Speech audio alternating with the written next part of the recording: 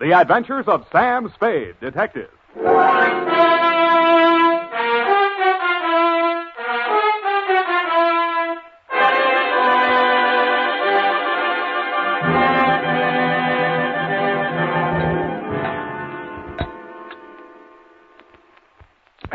To Thelma Darling. Last name, Sam? Roger. Thelma Roger. Darling. I only asked, Sam. Let's get on with it. Yes, Sam, I'm sorry. From Samuel Spade, license number 1375596. Subject? Subject, the Quarter Eagle caper. Dear Thelma Darling. Sam, Yes, F? isn't that redundant? Again? The salutation, Sam. Shouldn't it be Dear Thelma or Thelma Darling? But not both? Now, get this, F. It's real deep. Her name is Thelma Darling. I have that, dear.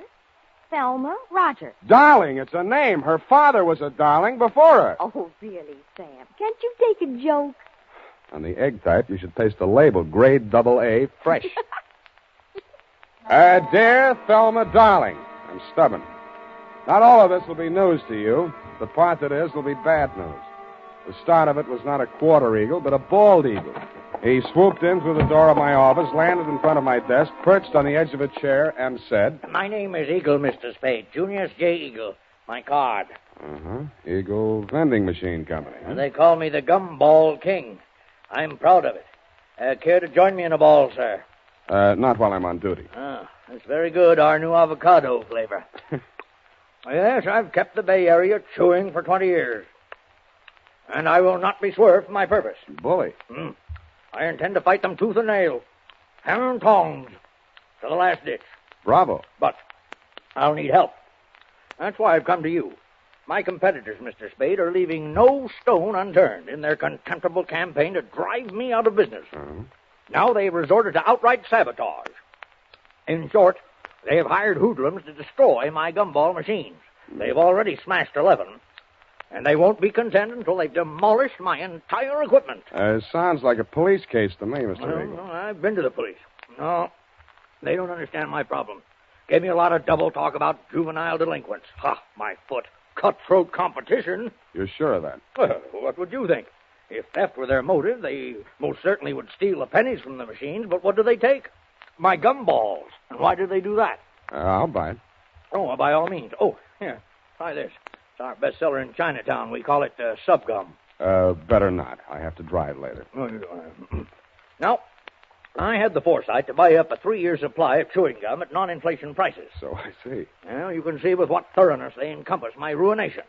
They are not only smashing my machines, they're making off with my gum. And you want me to try and stop them? No, I do not. No. I want you to catch them in the act and find out who is paying them. Well, okay, Mr. Eagle. I'll see what I can do. Good. Now, in this envelope is a list of my machines and their exact locations, together with a check for your retainer. Thank you, Mr. Eagle. I'll keep in touch with you. Mr. Eagle, I meant to ask you, how many of these gum machines do you operate here in town? 300. And guard them well. 300? 300 nuts. 300 nuts, Sam? No, 300 gums. Gumball machines. Sam, isn't it wonderful you took this job? I mean, because of my penny card. I'm sorry if I wasn't listening. My penny card, Sam. My new one, that is. I've already completed my Lincoln series, and now I'm collecting Indian heads. Scalps?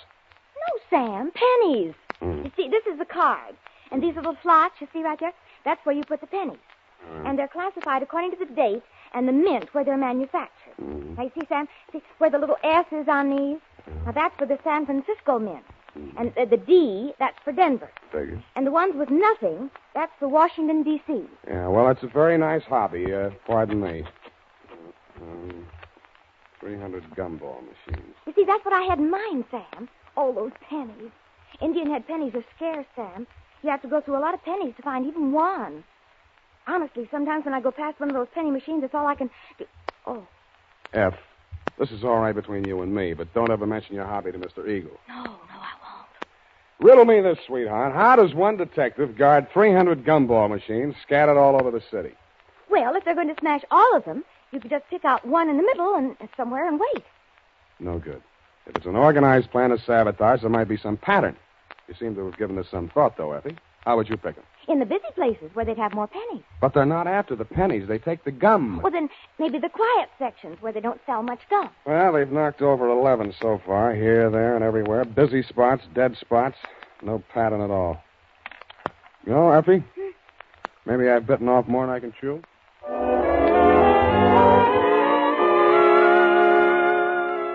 I wasn't sold on Mr. Eagle's theory that the caper was organized sabotage, but I decided to test it out anyway. I learned the operation did follow a pattern, unless it was coincidence that the 11 machines knocked over the previous night were the same 11 machines that had been refilled that afternoon. I checked with the Eagle Company's maintenance man and learned that only 5 had been refilled today. I picked the one that looked like the easiest to knock over. It was the one in the doorway of a darkened loft building near the Siemens Hiring Hall on Drum Street. At 9 p.m., I strolled down there. The block was deserted. I took a plant in the adjacent doorway and talked to myself until just before midnight. I shut up. My heart skipped a beat as she passed under the light. Red hair. My secretary? Then I noticed how she was dressed. Not on the salary I paid her. She paused before the gum machine, opened a large handbag, stripped off her long black gloves, dropped them in her purse, and took out a small Boy Scout-type hatchet.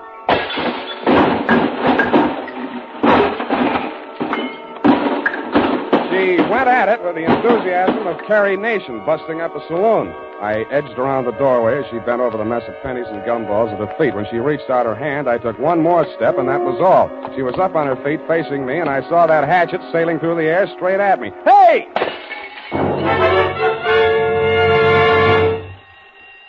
Now see what you've done. Yeah, I'm sorry. I won't let it happen again, I hope. Well, don't just stand there. Let's get out of here. That noise, it'll bring the police down on us. Yeah, you're right. No, not that way. The alley. And that's how I met you, Thelma, darling. Pausing only to pick up an Indian head penny for luck, I escorted you through the alley to Washington, up Washington to Salon, jogged through Front Street, and followed that to Market, where we entered the Happy Hour Bar and Grill by way of the kitchen. You proceeded unfalteringly to the darkest booth. We sat down and caught our breath. You ordered a pirate's dream. By the way, I did get that recipe. Lime juice, grenadine, passion fruit, a sprig of mint, and 6 jiggers of rum. After 2 swallows, I heard myself saying, now aren't you ashamed of yourself? But, Sam, why should I be? After what I've been through, I think I deserve a drink. I didn't mean that. I meant throwing that hatchet at me. I thought you were Merle. Who's Merle? Why, he works for Mr. Chiselhurst. Yeah, that figures. Now tell me who Mr. Chiselhurst is. Not who he works for, just who he is. He was acting as my agent for the sale of the pearl. Well, Natch. Look, please, don't make me say what pearl. It's called the Black Pearl of Galila Bay.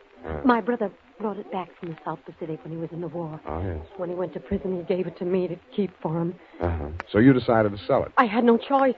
I needed the money desperately to finance his appeal. Finance it comes his up appeal. next week. Mm-hmm. If I don't get that pearl back, I don't know what I'll do. You've got to help me. What makes you think it's in a gumball machine? Mr. Chiselhurst took the pearl to show to a man named Junius Eagle, and that's when it disappeared. Mr. Eagle decided not to buy. And when Mr. Chiselhurst returned to the hotel... Eagle had found the pearl and substituted a ball of blackjack gum. Then what? Mr. Chiselhurst had Merle follow him. Nothing happened the first 2 days. But day before yesterday, he followed him to his warehouse and saw him drop a single ball of gum into a barrel of them that was waiting to be loaded onto a truck. The pearl must have been hidden in it. Why else would he do a thing like that? Uh-huh. He would put a valuable pearl in a machine where anybody could buy it for a penny. I suppose it'd be safe for a few days.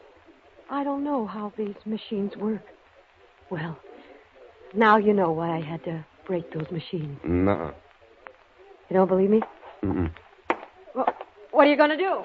Check the psycho wards and find out which one you escaped from.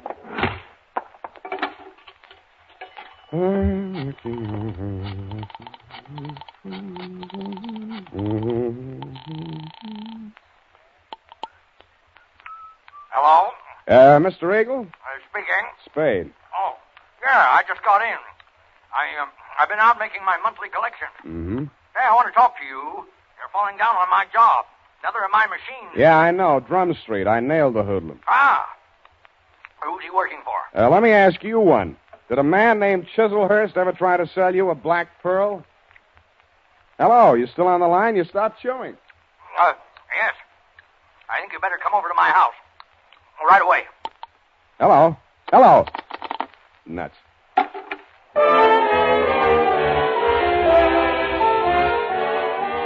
When I came out of the phone booth, I wasn't surprised to find that you had flown the coop, darling, if I may call you by your last name. But I was surprised at what I found at my client's house.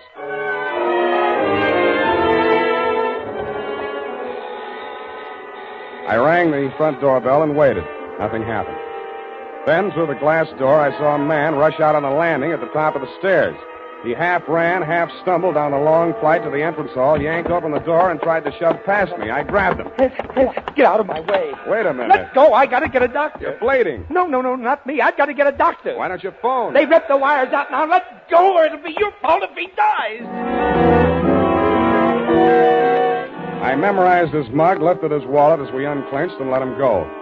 On the way upstairs, I checked his ID cards. Higgins, Morris L., employer, Eagle Vending Machine Company, occupation, maintenance supervisor. On the floor of a room at the top of the stairs was quite a sight. The floor of the room was covered almost completely with pennies. In the middle of it, sprawled forward like a miser who had been attacked while counting his hoard, was Junius J. Eagle. The wound in the back of his neck could have been caused by a small hatchet. There was a bookkeeper's account sheet open across the desk, and scrawled across the neat rows of figures there were 3 words: Spade, Quarter, and Eagle.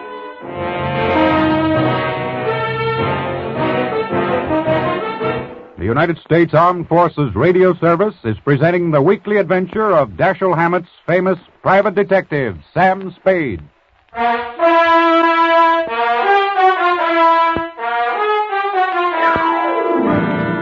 And now, back to the Quarter Eagle Caper. Tonight's adventure with Sam Spade.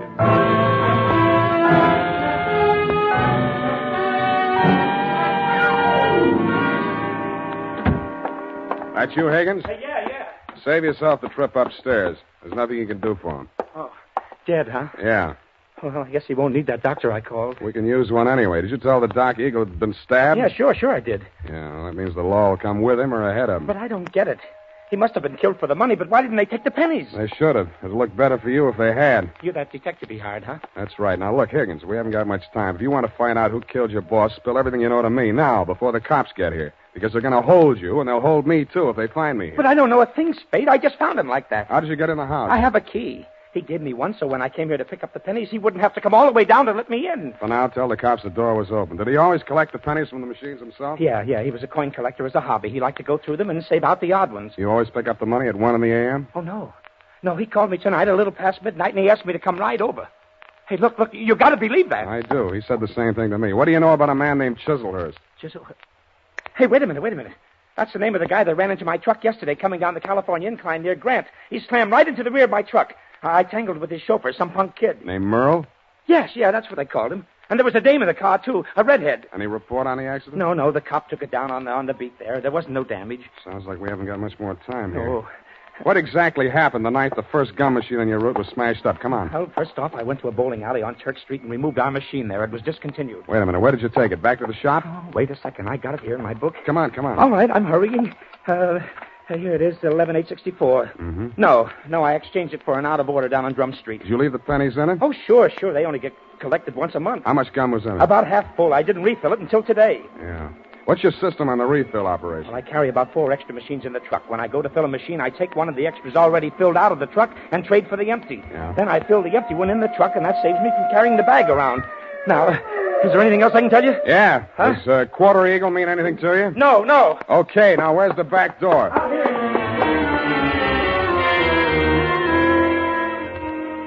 That Quarter Eagle. What was it? Was it a wrestling hole like the Half Nelson? I thought of asking Effie, but I was afraid she'd know. I was sure that if I could find Chiselhurst, I could get all the answers at once. That collision between his car and the rear end of Higgins' truck was a good lead in more ways than one. It meant that at least part of your story, darling, was true. But you neglected to tell me that you, Chiselhurst, and Merle had been tailing Higgins' appointed rounds of the gumball machine. I checked the police report on the accident. The car was registered in Great Britain. The report said transient, no local address, and So to bed. I dreamed it was next Thanksgiving, and I was eating a roast of quarter eagle. Then it turned into crow.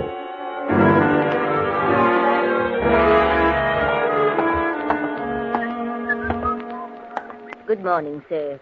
Do you wish to place a classified ad? Good morning to you, madam. Indeed, I do. Kindly write it on this blank. Kindly read it off this blank.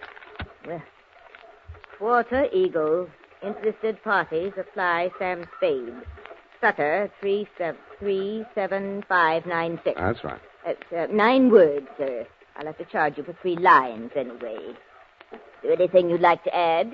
Yes, but it's not fit to print.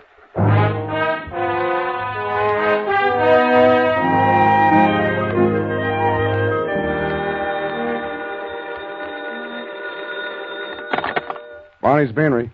Mr. Spade? Yeah. You got it for sale, the Quarter Eagle? Who's speaking? I am speaking. Sergei Zacharias. Zacharias.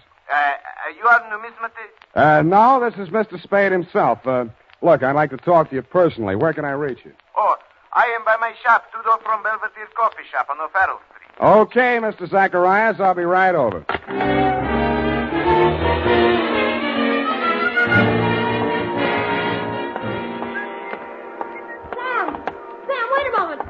Talk to you. Why didn't you do more talking last night? My client might be alive if you had. Oh, it's terrible. But how could I have known? You knew about the Quarter Eagle. Why did you spin that yarn about the pearl? How did you find out about it?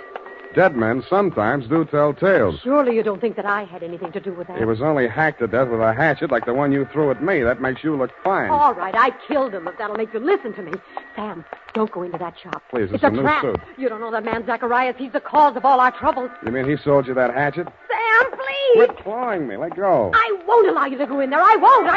Wait a minute. What's going on here? What's the occasion of the squabble? Oh, well, no, it's Mr. Spade. Yeah, Clancy, this dame here just tried to pick my pocket. Pickpocket, is it? Glory be in such a pretty one, too. Never mind that, Clancy. Just have it locked up. I'll be down later to prefer charges.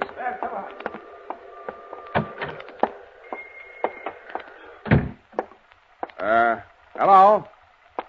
Anybody home? Okay, Chalmers. Just keep on walking. Straight through the back room. One move and I rip you wide open. Yeah. Better not, Merle. Your boss might not like that. Smart guy. Knows everybody's name. Ah, my dear sir. A most propitious meeting. You've brought the Quarter Eagle? Where's Zacharias? He's resting at the moment in yonder closet.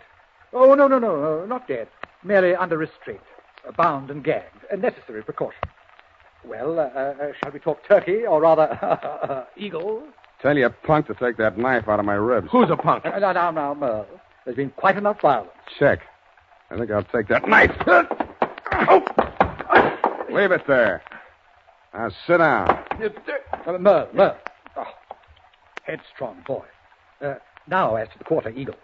I'm willing to pay a reasonable reward for its recovery. But first I must tell you that Miss Darling, for whom I'm acting as agent for the sale of the coin, is indeed the legal owner, despite anything Mr. Zacharias may have told you to the contrary.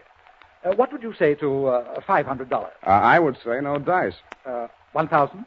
I would say I'm still listening. Sir, you seem to exaggerate the value of that tiny gold piece. It was worth one human life to somebody. That sounds like more than $1,000 to me. You may find the market valuation of that particular mintage of the Quarter Eagle in my coin catalog, $10,000. But, sir, that valuation is based upon the mistaken belief that there were only 2 in existence. It was while rummaging in her grandmother's attic that Miss Darling came upon a third. When she brought it to me, I could scarcely credit it. It was matter of official record that 2 specimens had been stamped out when the die broke. And then it came to me. There must have been a third. Namely, the coin which was in that rude stamping press when the die broke. Closer examination of the Quarter Eagle, now in your possession, revealed certain markings. Yeah. Some defective feathers in the war bonnet on the obverse. And a cleavage in the numeral 4 of the date, 1841. Yeah, all right. So how much is it worth? Well, as I say, the price last paid was $10,000. I think we may safely assume it will bring several times that amount in today's market. But only, mind you, if but 2 specimens, not 3, are in existence. So you decided it would be more profitable to clam up about it and see what the owners of the other 2 coins would pay to keep this one off the market. Precisely, sir. How did it get in that gum machine? Therein lies the tale.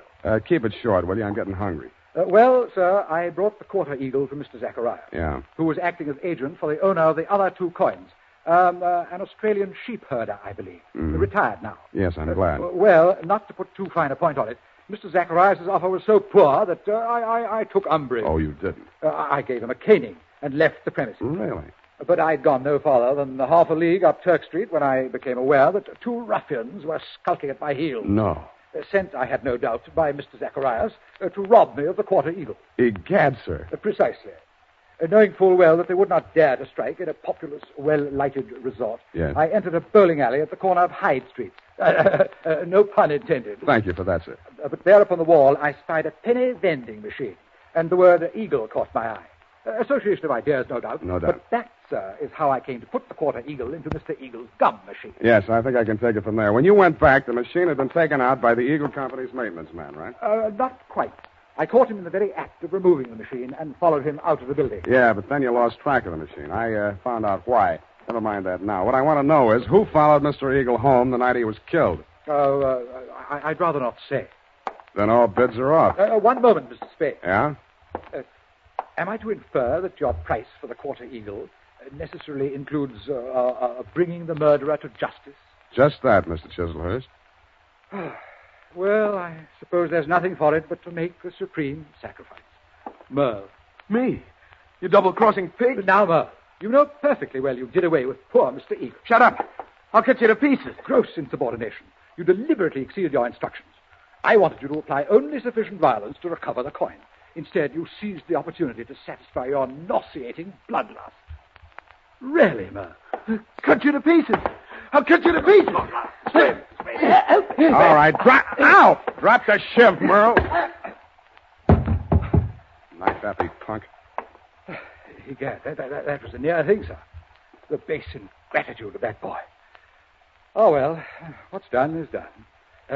When may I expect delivery of the Quarter Eagle?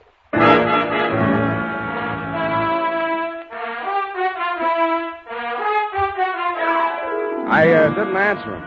To cover my embarrassment, I gagged him, manacled him to Merle, and delivered the package marked one murderer, one accessory to the dumbfounded minions of the law. And that, Thelma, darling, I regret to inform you, is still the crop. After I'd sprung you from the pokey, I got hold of Higgins, and we went through every coin out of every Eagle gumball machine in the city of San Francisco. It couldn't happen, but it did. Your Quarter Eagle is, shall we say, no place. Period. End of report. Sam, I'm disappointed in you. Well, so am I, sweetheart. But I'll forgive you if you found even one Indian head penny from my penny card. Yeah, just one from that machine on Drum Street. Oh, Sam. There you are, sweetheart. Oh, thank you. And it's an old one. And older than I feel. Go type that up.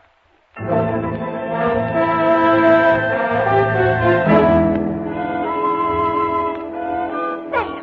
this money, it's counterfeit. Are you sure? It's joke money. It says $2.50. Hmm? You see where it should say 1 cent? $2.50. Let me see that. $2.50. If an eagle is a $10 gold piece, what is a $2.50 gold piece? Oh, now, let me see. $5 would be half. Sam. Right. A quarter eagle. Yeah, that's just dirt on it, see? It's gold, really. Oh, look at it shine. Like the stars in your eyes, sweetheart. Oh, you darling. Mm. Good night, Sam. Good night, sweetheart.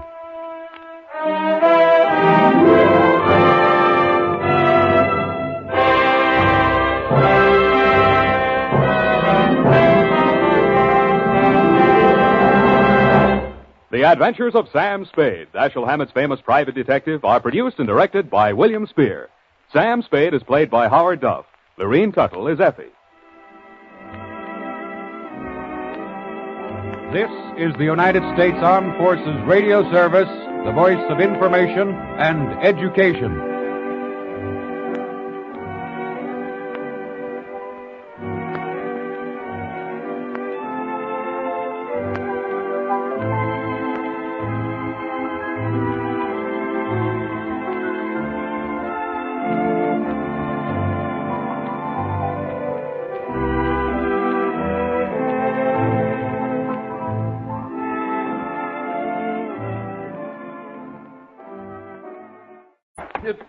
Merle. Oh, headstrong boy. Now, as to the Quarter Eagle. I'm willing to pay a reasonable reward for its recovery, But first I must tell you that Miss Darling, for whom I'm acting as agent for the sale of the coin, is indeed the legal owner, despite anything Mr. Zacharias may have told you to the contrary. What would you say to $500? I would say no dice. 1,000? I would say I'm still listening. Sir, you seem to exaggerate the value of that tiny gold piece. It was worth one human life to somebody. That sounds like more than $1,000 to me. You may find the market valuation of that particular mintage of the Quarter Eagle in my coin catalog, $10,000. But, sir, that valuation is based upon the mistaken belief that there were only two in existence. It was while rummaging in her grandmother's attic that Miss Darling came upon a third. When she brought it to me, I could scarcely credit it. It was matter of official record that two specimens had been stamped out when the die broke. And then it came to me. There must have been a third. Namely, the coin which was in that rude stamping press when the die broke. Closer examination of the Quarter Eagle, now in your possession, revealed certain markings. Yeah. Some defective feathers in the war bonnet on the obverse. And a cleavage in the numeral 4 of the date, 1841. Yeah, all right. So how much is it worth? Well, as I say, the price last paid was $10,000. I think we may safely assume it will bring several times that amount in today's market. But only, mind you, if but two specimens, not three, are in existence.